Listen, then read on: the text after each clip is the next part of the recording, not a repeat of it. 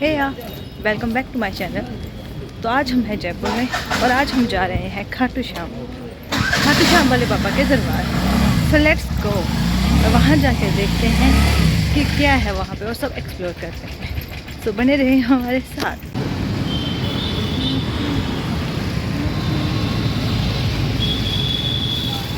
हम भी करने लगे ब्रेकफास्ट, आप भी करिए, आइए हमारे साथ तो ब्रेकफास्ट का आनंद उठाएं। खाटू श्याम के लिए सबसे नज़दीकी रेलवे स्टेशन है रिंगस। यहाँ से बसेस और इलेक्ट्रिक ऑटो चलते रहते हैं। या तो आप सीधा जयपुर आ जाइए। यहाँ पे सिंधी कैंप से आपको लगातार बसेस मिलती रहेंगी खाटू श्याम के लिए। प्लेटफॉर्म नंबर 2 पे आपको टिकटें मिलेंगी और प्लेटफॉर्म नंबर 4 से बसेस चलेंगी, both private as well as government.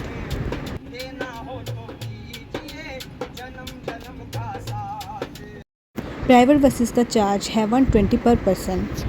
तेरे चरणों की धूली धन दौलत से महंगी है। जय जय जय जय जय बाबा श्याम। श्याम तेरे चरणों की धूली धन दौलत से महंगी है। रहे मुलाकात देना हो तो दीजिए जन्म जन्म का साथ। देना हो तो दीजिए जन्म जन्म का साथ। रख दो बाबा अपने ये दोनों हाथ। देना हो तो दीजिए जन्म जन्म का साथ। और ये हम पहुंच चुके हैं खाटू श्याम के दरबार। लेट्स सी क्या है, कहाँ पे है, सब एक्सप्लोर करते हैं। चलिए चलें। और यहाँ हम पहुँच चुके हैं खाटू बस स्टैंड। यहाँ पे रिंगस और जयपुर से लगातार बसेस आती रहती हैं और जाती रहती हैं थोड़ी थोड़ी देर के बाद।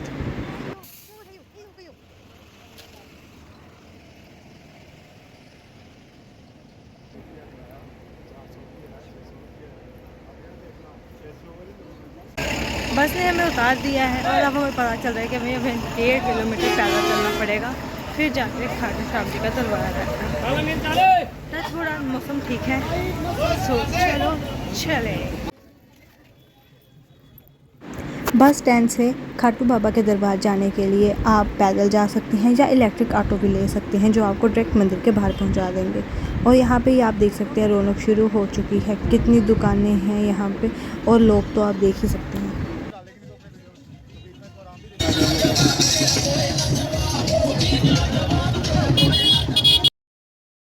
करने के बाद हम पहुंच चुके हैं खाटू श्याम के मंदिर। चलो हम आपको भी दिखाते हैं खाटू श्याम का मंदिर।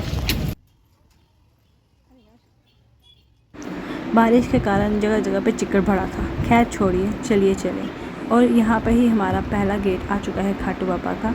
अगर आप चाहें तो प्रसाद आप अंदर से भी ले सकते हैं और बाहर से भी ले सकते हैं। यहाँ पे आपको जगह जगह पे ऐसी दुकानें और रेहड़ियाँ दिखेंगी। यहाँ पे इन्होंने सामान रखा हुआ है।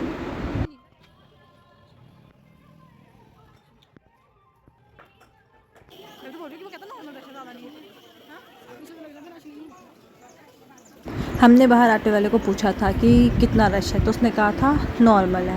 एंड आई वाज सीरियसली भी लाइक कि यार अगर ये नॉर्मल रश है तो सीज़न में क्या ही हाल होता होगा। अगर आप खाटू में रात गुजारने का प्लान करके आए हैं तो आपके पास यहाँ पे वेरियस होटल और भवन्स के ऑप्शन हैं।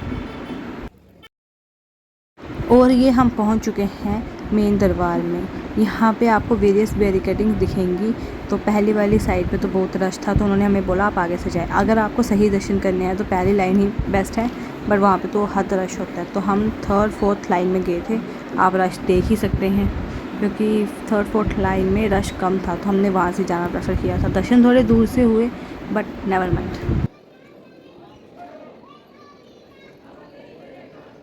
होर्डिंग में भी बाबा जी के इन्होंने दर्शन रखे हुए हैं ताकि आप यहाँ से ही दर्शन करते हुए जाइए।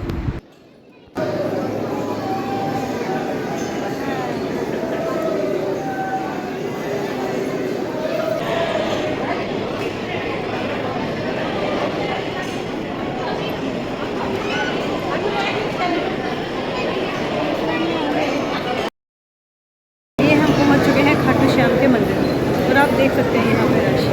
और ये बोल रहे हैं कि इस टाइम पे ये रश नॉर्मल है, तो सोचिए एक्सट्रीम क्या होता है। जैसे हर जगह सिर्फ और सिर्फ रश ही रश है। जितने दूर देख पाओगे उतनी दूर सिर्फ और सिर्फ रश ही दिखेगा।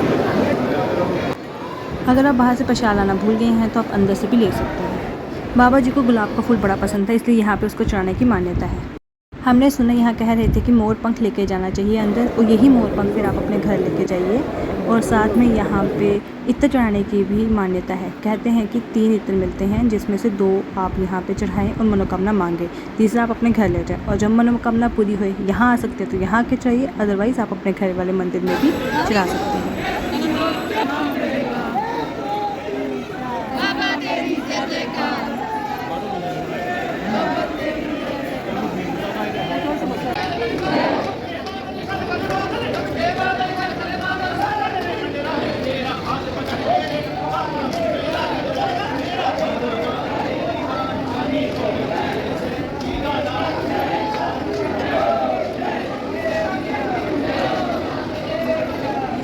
प्रसाद, इत्र, गुलाब आपको मंदिर में चढ़ाने की अनुमति नहीं मिलेगी, तो आपको वो बाहर ही बने हुए दान पात्रों में चढ़ाने हैं। हर एक चीज़ के लिए अलग दान पात्र लगाया गया है। गुलाब के फूलों के लिए अलग, इत्र के लिए अलग, प्रसाद के लिए अलग, और पैसे चढ़ाने के लिए तो डेफिनेटली अलग।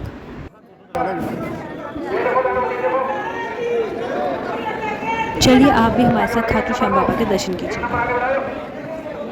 कहते हैं कि खाटू श्याम जी का संबंध महाभारत काल से है। इनका बचपन का नाम बलबरीक था और ये भीम और हिडम्बा के पोते हैं और घटोत्कच के पुत्र हैं।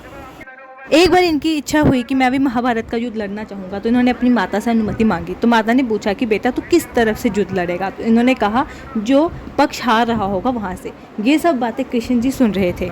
तो कृष्ण जी ने सोचा कि अगर बलबरीक को नहीं रोका गया तो ये युद्ध तो कभी ख़त्म ही नहीं होगा, क्योंकि बलबरीक बहुत शक्तिशाली थे। तो उन्होंने उनकी परीक्षा लेने का सोचा। तो वो साधु का वेश बना के उनके पास गए और उन्होंने उनसे उनका शीश मांगा। बलबरीक ने बिना सोचे हुए ही अपना शीश काट के दे दिया। तो कृष्ण भगवान इतने खुश हुए कि उन्होंने अपने असली रूप में उनको दर्शन दिए। तो बलबरीक ने कहा कि मैं महाभारत का युद्ध देखना चाहता हूँ। तो कृष्ण भगवान ने उनका शीश एक ऊंचे जगह पे रख दिया। यहाँ से उन्होंने पूरा युद्ध देखा। युद्ध के बाद सब पांडव जब कहने लगे युद्ध मैंने जीता है, तो कृष्ण भगवान उन्हें बलबरीक के पास ले आए और पूछा युद्ध किसने जीता है। तो उन्होंने कहा कि मुझे तो पूरे युद्ध में सिर्फ और सिर्फ सुदर्शन चक्र ही दिखा। तो इस बात से खुश होकर कृष्ण भगवान ने उन्हें वरदान दिया कि तेरे दर पे जो भी हारे आएंगे तो उनका सहारा बनेगा। इसलिए कहते हैं हारे का सहारा खाटू श्याम हमारा। तो चलिए अब हम चलते हैं श्याम कुंड की तरफ। Let's go!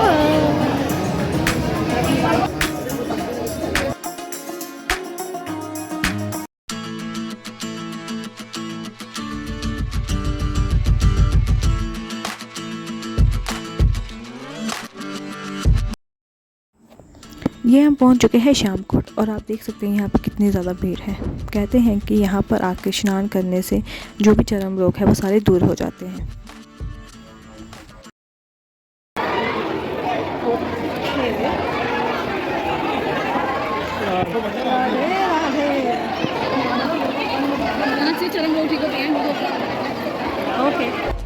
आप चाहें तो यहाँ से थोड़ा सा पानी आप अपने घर भी लेके जा सकते हैं। पानी ले जाने के लिए बॉटल्स यहाँ पे दुकानों पे अवेलेबल हैं। इसी के साथ ही एक प्राचीन श्याम कुंड आता है। यहाँ पे कहते हैं कि बलबरीक जी का सिर यहाँ से ही निकला था। तो चलिए चलते चलते हम थोड़ा और प्रसाद ले चलते हैं घर के लिए। तो इसी के साथ हमारे खाटू श्याम जी के दर्शन हो गए हैं, श्याम कुंड के दर्शन हो गए हैं। तो इसी के साथ हम अपनी वीडियो करते हैं खत्म। और मम्मा जी कैसा लगा आपको? बहुत अच्छा। कैसे लगे आपके दर्शन? बहुत बढ़िया। तो बोलो जय श्री कृष्ण। जय श्री कृष्ण। ओके, इसी के साथ अपनी वीडियो करते हैं खत्म। See you in next video. Bye.